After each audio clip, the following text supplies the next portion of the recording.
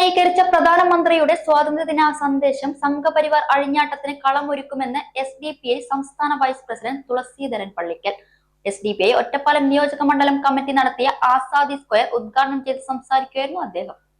79ാം സ്വാതന്ത്ര്യദിനാഘോഷത്തിന്റെ ഭാഗമായി വോട്ട് കള്ളന്മാരിൽ നിന്ന് ജനാധിപത്യം വീണ്ടെടുക്കുക എന്ന മുദ്രാവാക്യമുയർത്തി സംസ്ഥാനത്തെ 300ഓളം കേന്ദ്രങ്ങളിൽ പാർട്ടി സംഘടിപ്പിക്കുന്ന ആസാദി സ്ക്വയറിന്റെ ഭാഗമായി SDPI ഒറ്റപ്പാലം നിയോജക മണ്ഡലം കമ്മിറ്റി നെല്ലിക്കുറിശി സെന്ററിൽ നടത്തിയ ആസാദി സ്ക്വയർ ഉദ്ഘാടനം ചെയ്ത് സംസാരിക്കുകയായിരുന്നു തുളസീധരൻ പള്ളിക്കൽ.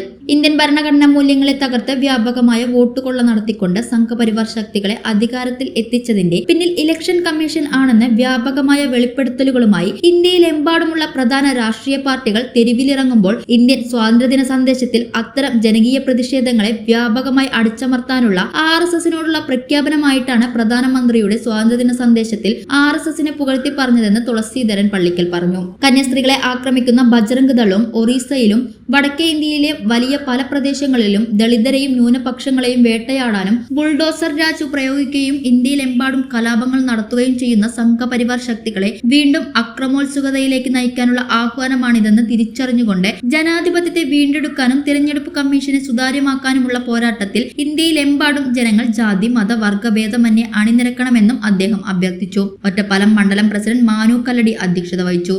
മണ്ഡലം വൈസ് പ്രസിഡന്റ് സൈതലവി നാട്ടുകൾ സ്വാതന്ത്ര്യദിന പ്രതിജ്ഞ ചൊല്ലിക്കൊടുത്തു. ജില്ലാ വൈസ് പ്രസിഡന്റ് ഷരീഫ് പട്ടാമ്പി, മണ്ഡലം secretary Ashraf Kunnumaram, Nellikurissi branch president M Shahul Hameed തുടങ്ങിയവർ സംസാരിച്ചു.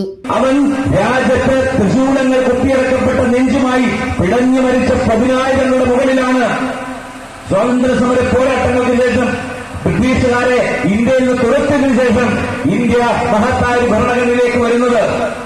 ഇപ്പൊ ചെല്ലു പറയുന്നുണ്ട് ഭരണഘടനയൊക്കെ ഡോക്ടർ അംബേദ്കറെ നിങ്ങൾക്കറിയുമോ? കഴിഞ്ഞ നവംബർ മാസം 25-ന് സൗജന്യ വൈഫൈ കണക്ഷൻ അങ്ങനെ വരാൻ വഴിയില്ലല്ലോ. ഫ്രീ മോഡം ഇൻസ്റ്റലേഷൻ ചുമ്മാ. സത്യാടോ, എന്റെ വീട്ടിൽ ഈ കണക്ഷനാ. തന്നെയും വിശ്വാസമില്ല.